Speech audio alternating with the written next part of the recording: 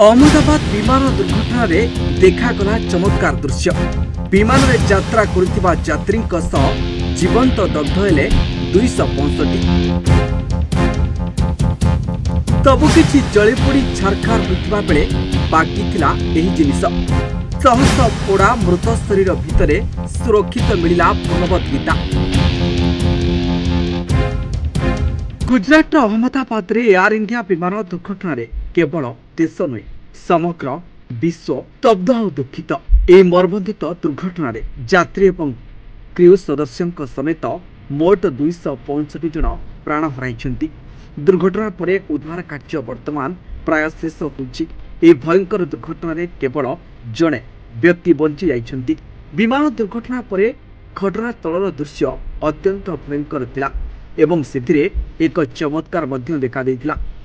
ଯେଉଁଠାରେ ସବୁକିଛି ଜଳି ପୋଡ଼ି ଯାଇଥିଲା, ପ୍ରକୃତରେ ଉଦ୍ଧାର ସମୟରେ ସେଠାରୁ ଭଗବତ ଗୀତା ମିଳିଥିଲା, ଯାହା ହୁଏତ କୌଣସି ଯାତ୍ରୀଙ୍କର ହୋଇଥାଇପାରେ ବୋଲି ମନେ କରାଯାଉଛି। ଆଶ୍ଚର୍ଯ୍ୟର କଥା ହେଉଛି ଏହି ଧାର୍ମିକ ଗ୍ରନ୍ଥର ଟିକିଏ ମଧ୍ୟ କ୍ଷତି ହୋଇନାହିଁ। ସେଠାରେ ଉପସ୍ଥିତ ଲୋକମାନେ ଏହାକୁ ଏକ ଚମତ୍କାର ଭାବରେ ଦେଖୁଛନ୍ତି। ଏହାର ଭିଡ଼ିଓ ସୋସିଆଲ ମିଡ଼ିଆରେ ମଧ୍ୟ ଭାଇରାଲ ହେଉଛି।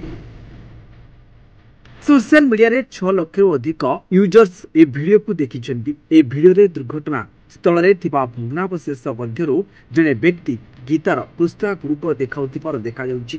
विमानर गुरुत्वर पड़ी जाइथिबा एवं क्षतिग्रस्त अंश मध्यरु भगवत गीतार सुरक्षित आविष्कार को केवल चमत्कार भाବରେ विवेचना करा जाउना, परम ଏହା लोकंक विश्वास एवं भक्तिर प्रतीक पालटिछि।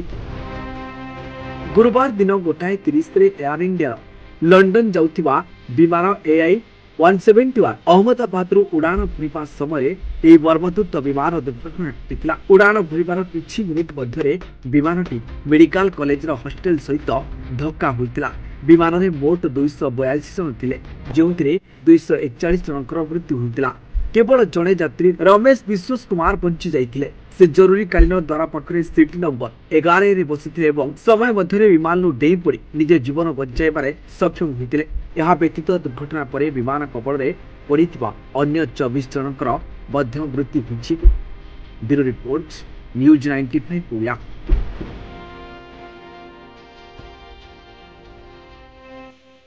देश विदेश कोण अनुकोण टेक्निक खबर देखंतु आम सह यूट्यूब, फेसबुक और इंस्टाग्राम रे आमको देखंतु। लाइक, शेयर और सब्सक्राइब करने को आद्यम भूलंतुनि।